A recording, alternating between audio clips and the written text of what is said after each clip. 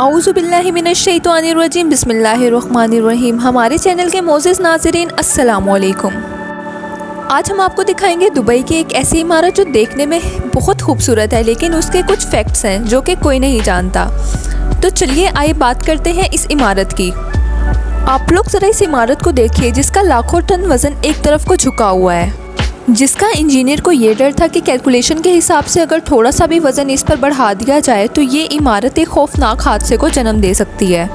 Building की construction का काम तकरीबन ख़त्म ही हो चुका था कि अबू धाबी के शेख ने उनको इसमें कुछ चेंजिंग्स करने के लिए कहा। उन जनाब का कहना था कि उनको एक हेलीपैड भी चाहिए। दोस्तों, हैरान कर देने वाली बात यह है कि इस इमारत का डिज़ाइन तो पहले ही बहुत पेचीदा था, फिर इंजीनियर ने इसके ऊपर हेलीपैड किस तरह से बनाया। जब किसी इमारत की बुनियाद रखी जाती है तो उसकी बेस को सीधा बनाया जाता है, लेकिन ये इमारत ऐसी थी जो कि फ़िज़िक्स के लॉज को भी चैलेंज कर रहा था। हैरानकुन बात यह है कि किस तरह से इंजीनियर ने इसके ऊपर काम किया और किस तरह से इसको 18 डिग्री सेंटीग्रेड तक घुमाया।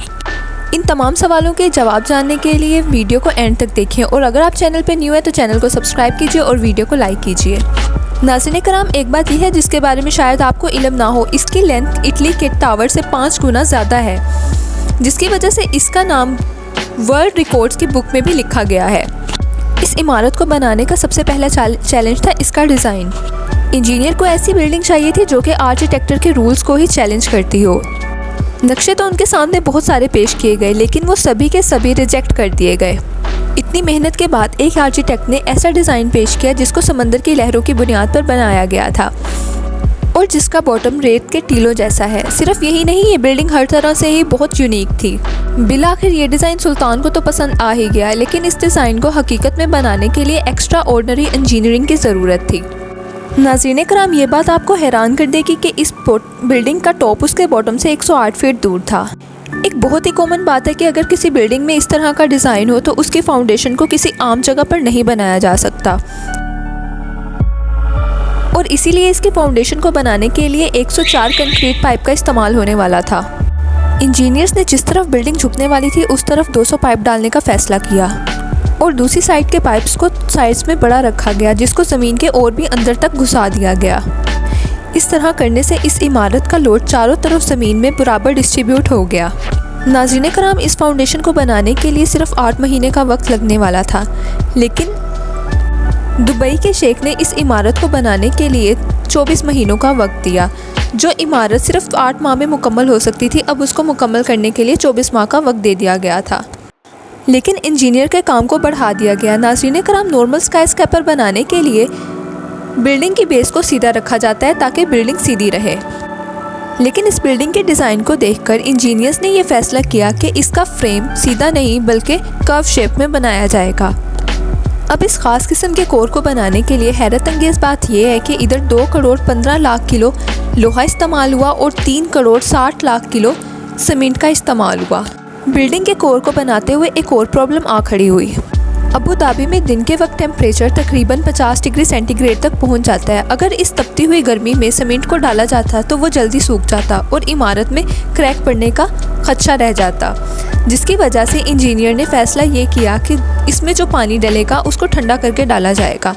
लिहाजा इसके लिए पानी को ठंडा किया जाता और सीमेंट के अंदर मिलाया जाता, और सीमेंट को दिन में नहीं बल्कि रात में बनाया जाएगा। अब इस काम को सरअंजाम देने के लिए आइस फैक्ट्री से बर्फ़ मंगाई जाती थी और पानी को ठंडा किया जाता था। इस काम को सरअंजाम देने के लिए तकरीबन 5 मंथ लगे और कोर तामीर हो गई। कोर तो बन के तैयार हो गया था, लेकिन अब इस बिल्डिंग के असल झुकाव को बनाना बाकी था, जो कि सबसे मुश्किल काम था। और ये काम सरअंजाम देने के लिए ग्रिड का इस्तेमाल किया गया, जिसमें लोहे के छोटे छोटे फ्रेम से ये इमारत बनी थी। अब इसमें टोटल 720 बड़े बड़े फ्रेम लगने थे, लेकिन एक मसला ये था कि ये फ्रेम हर लिहाज से डिफरेंट थे और सबका साइज़ एक दूसरे से अलग था, और जिसका वज़न 16,000 किलो था। लिहाजा ये काम सरअंजाम देने के लिए स्टील मैन्युफैक्चरिंग कंपनी को ये काम सौंपा गया, और ये काम करने में तकरीबन उनको 5 माह लग गए। अब सारा का सारा काम तकरीबन मुकम्मल था कि अचानक अबू धाबी के शेख के ऑफिस से एक मैसेज आया कि उन्हें अब इस बिल्डिंग के ऊपर एक हेलीपैड भी चाहिए।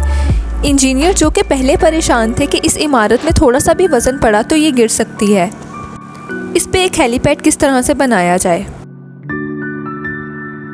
अब सारा काम रोककर दोबारा से कैलकुलेशन की गई और अंदाज़ा ये लगाया गया कि इसके ऊपर एक हेलीपैड बनाया जा सकता है, लेकिन तेज़ हवाओं में हेलीकॉप्टर का लैंड करना मुश्किल होगा और इसके क्रैश करने का भी ख़तरा हो सकता था। लेकिन अब हेलीपैड तो किसी तरह बनाना ही था, लिहाजा इस मसले के हल के लिए लंदन के अंदर इसका विंड टनल टेस्ट किया गया, जिसमें इमारत के 3D मॉडल के ऊपर तेज़ हवाओं को गुजारा गया और अंदाज़ा ये लगाया गया कि अगर हेलीपैड की ऊंचाई 2 मीटर तक ऊंची कर दी जाए तो इसके ऊपर हेलीकॉप्टर उतर सकता है। अब इंजीनियर्स ने काम को शुरू कर दिया और बिलाखिर उनकी मेहनत रंग लाई। अपना और अपने प्यारों का ख्याल रखिएगा। आपको कौन सी इमारत पसंद है, आईफिल टावर या ग्रेट गेट? हमें कमेंट सेक्शन में बताइएगा।